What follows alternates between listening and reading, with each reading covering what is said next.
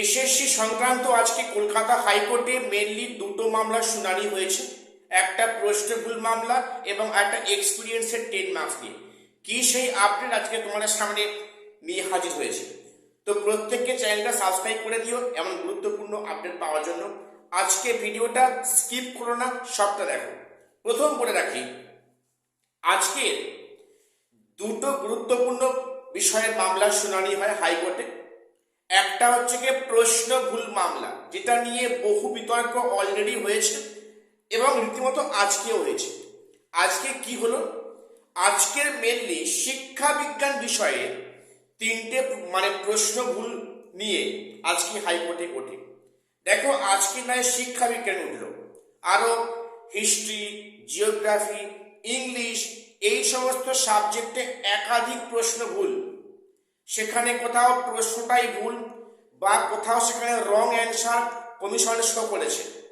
Expert committee দিয়েও সেখানে কোনো কাজ হয়নি। শুধু তাই নয়, যে ক্যান্ডিডেটের কাছ থেকে 100 টাকা করে পার হেড নেওয়া হয়েছে এবং তারা সেখানে যে রেফারেন্স বুকস সাবমিট করেছে, রেফারেন্স, সেটাও নাকি এক্সপার্ট কমিটিকে শো করানো হয়নি। তাহলে কিসের এক্সপার্ট কমিটি? বা এই একটা কম্পিটিটিভ পরীক্ষার ক্ষেত্রে সেখানে কিভাবে প্রশ্ন বা সেখানে অ্যান্সার ভুল শো করে, যেখানে একটা নাম্বারের জন্য চাকরি পায় না ক্যান্ডিডেট, সেখানে একাধিক প্রশ্নে ভুল। Marks for all, marks for all মানে সেখানে একটা ভালো স্টুডেন্ট, একটা খারাপ স্টুডেন্ট, একই মূল্যায়ন করা হলো মার্কস ফর অল দিয়ে। এটা হয়েছে হিস্ট্রিতে, হয়েছে ইংলিশে, হয়েছে জিওগ্রাফিতে, হয়েছে শিক্ষা বিজ্ঞানে। এগুলো এগুলো কি ধরনের নোংরা? আজকে যেটা উঠলো যে অনলি শিক্ষা বিজ্ঞান সাবজেক্টে, এডুকেশনে সেখানে তিনটে প্রশ্নের ভুল অ্যান্সার শো করা হয়েছে। আজকে এ নিয়ে রীতিমতো সরগরম হয় হাইকোর্টে। তবে এখানেই শেষ নয়, বাকি সাবজেক্টে কিন্তু কেসগুলো পেন্ডিং আছে, সব কিন্তু ধীরে ধীরে প্রকাশিত হবে। এক্সপার্ট কমিটিতে কারা ছিলেন, সেখানে কিভাবে প্রশ্নগুলো মূল্যায়ন করা হয়েছে, অ্যান্সারগুলো ইত্যাদি নিয়ে ভবিষ্যতে ফার্দার এ নিয়ে আপডেট আসবে। এখন এখানে যে প্রশ্নটা আসছে অনেকের মনে, যে সেখানে কাউন্সেলিং বিজ্ঞপ্তি পড়ে গেল, তাহলে এখন আর প্রশ্ন ভুল মামলা নিয়ে কি লাভ আছে? লাভ আছে, থাকবে। একটা কথা মনে রেখো, সেখানে কিন্তু কোর্ট পরিষ্কার বলেছে, নিয়োগ পেলেও কিন্তু তার ডিসিশন ডিপেন্ড করছে কোর্টের সিদ্ধান্তের উপরে, এটা পরিষ্কার। কাজেই প্রশ্ন ভুল মামলা নিয়ে একটা মারাত্মক কিছু কিন্তু আপডেট আসবে, কিছু পজিটিভ আপডেট অবশ্যই আসবে। এটা গেল। এবারে আর একটা যে মামলা ছিল আজকে, অভিজ্ঞতা 10 নম্বর, এক্সপিরিয়েন্সের 10 মার্কস। আজকে বিচারপতি অমৃতা সিনহা ম্যাম পরিষ্কার বললেন যে এক্সপিরিয়েন্সের 10 মার্কস নিয়ে শীঘ্রই একটা স্ট্রিক্টলি রুলস করুক যে অ্যাকচুয়ালি 10 মার্কসটা কারা পাওয়ার জন্য। এই যে পরীক্ষাতে নবম দশম প্লাস একাদশ দ্বাদশে অনেকে সেখানে ইচ্ছা করে, কে বেসরকারি স্কুলে, কেজি নার্সারি স্কুলে, কিন্ডারগার্টেন স্কুলে চাকরি করতেন, ওনারা এক্সপিরিয়েন্সের 10 মার্কস নিয়েছে।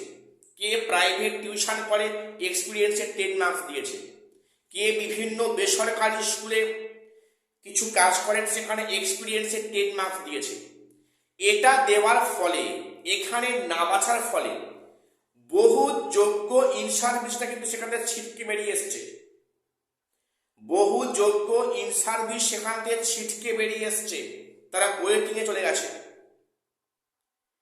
অ্যাকচুয়ালি এক্সপিরিয়েন্সের 10 মার্কস থেকে সবার জন্য। দেখো, এখানে যেটা বিচারপতি পরিষ্কার বললেন যে ওটা কমিশন ঠিক করুক যে এক্সপিরিয়েন্সের 10 মার্কসটা অ্যাকচুয়ালি কারা পাওয়ার যোগ্য। অর্থাৎ সেখানে একটা সরকারি স্কুলে চাকরি করত, ডিআই অ্যাপ্রুভড কাগজ শো করিয়ে তারা এক্সপিরিয়েন্সের 10 মার্কস পায়। আউট কিছু এক্সপিরিয়েন্সের 10 মার্কস ফলস দিয়ে তারা তো ভেরিফাই ডাক পেল, ইন্টারভিউ দিয়ে এলো, হ্যাঁ, অনেক কাণ্ড হয়েছে। তাহলে এমন কিছু সিস্টেম কেন এলো না যে ফর্ম ফিল আপ করার সময় ধরা যাবে যে এ সত্যিকারে 10 মার্কস পাওয়ার যোগ্য নয়? সেক্ষেত্রে সৎভাবে অনেস্টলি যারা এক্সপিরিয়েন্স 10 মার্কস পাওয়ার যোগ্য নয়, যারা দেয়নি, তা তো পিছিয়ে পড়লো। আর অনেকে এক্সপিরিয়েন্স 10 মার্কস ইচ্ছা করে ভুয়ো তথ্য দিয়ে তারা ভেরিফাই ডাক পাচ্ছে। তো এটা কি ধরনের মূল্যায়ন হচ্ছে? অর্থাৎ কমিশন স্পষ্ট করুক যে এক্সপিরিয়েন্স 10 মার্কসটা কাদের দেওয়া হবে। দেখো, এটা নিয়ে একটা বিস্তর প্রশ্ন। যেখানে একাদশ দ্বাদশে কাউন্সেলিং বিজ্ঞপ্তি পড়ে গেল, সেখানে নবম দশমের মানে ভেরিফিকেশন শীঘ্রই আরম্ভ হবে, হওয়ার সম্ভাবনা আছে। তাহলে সেক্ষেত্রে কি করে এই মুহূর্তে এই এক্সপিরিয়েন্সের 10 মার্কস যদি বাদ দেওয়া হয়, একমাত্র যোগ্যরা পাচ্ছে, তাহলে সেখানে তো অনেকেই বাদ যাবে। তাহলে তো পুনরায় নতুন করে লিস্ট প্রকাশ করুক ক্লাস 9-10 জন্য, যারা অরিজিনালি এক্সপিরিয়েন্সের 10 মার্কস পাওয়ার যোগ্য। কারণ এই লিস্টের মধ্যে অনেক অযোগ্য আছে, যারা এক্সপিরিয়েন্সের 10 মার্কস পাওয়ার কোনো যোগ্যতাই নেই। আমি তোমাদের একটা ভিডিও অবশ্যই আনবো, প্রত্যেকে বন্ধে শুনে রাখো। অরিজিনালি এই যে 2025 যে ভ্যাকান্সি দেখাচ্ছে, উইদাউট 2016 ভ্যাকান্সি, 2016 ভ্যাকান্সিতে যা আছে হিউজ ভ্যাকান্সি আছে। তাহলে 2016 যোগ্য ইন সার্ভিসটা কেন ওয়েটিংয়ে পড়ে গেল? কাদের জন্য? সেখানে কারা ঢুকলো? আমি এ নিয়ে পরে আমাদের আপডেট আসবো। মারাত্মক অভিযোগ, আমি এ নিয়ে অবশ্যই পরে ভিডিওতে আসবো। তো যাই হোক, তো এক্সপিরিয়েন্সের 10 মার্কস এটা, আর সেখানে প্রশ্নভুল মামলা আর expiry of panel. Expiry of panel নিয়ে আমি যখন ভিডিও বলেছিলাম, আমাকে অনেকে অনেক কথা বলেছে যে আপনি হাইকোর্টের আইনজীবী হননি কেন? আপনি কি বিচারপতি? আপনি কেন বলছেন যে এক্সপিরিয়েন্স 10 মার্কসটা ইললিগাল বা সেখানে সেখানে টেন্টেড? অনেক কথা বলছো। আমি কারোর হয়ে কথা বলছি না, ভিডিও করছি, আমি কারোর হয়ে কথা বলছি না।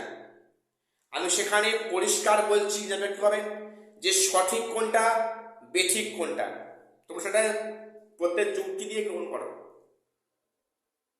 আমার মুখের কথায় নয়, তোমরা সেটা একটা যুক্তি দিয়ে বিচার করো যে ঠিক কোনটা ভুল কোনটা। আমি এখানে কারো হয়ে কথা বলছি না, এবং আমার কারোকে ব্যক্তিগত রাগ আমার নেই। আমি এ নিয়ে অবশ্যই পরে ভিডিওতে আসছি। আজ এখানে শেষ করলাম। প্রত্যেক চ্যানেলটা সাবস্ক্রাইব করে দিও। দেখা হচ্ছে পরে কোনো আপডেট নিয়ে।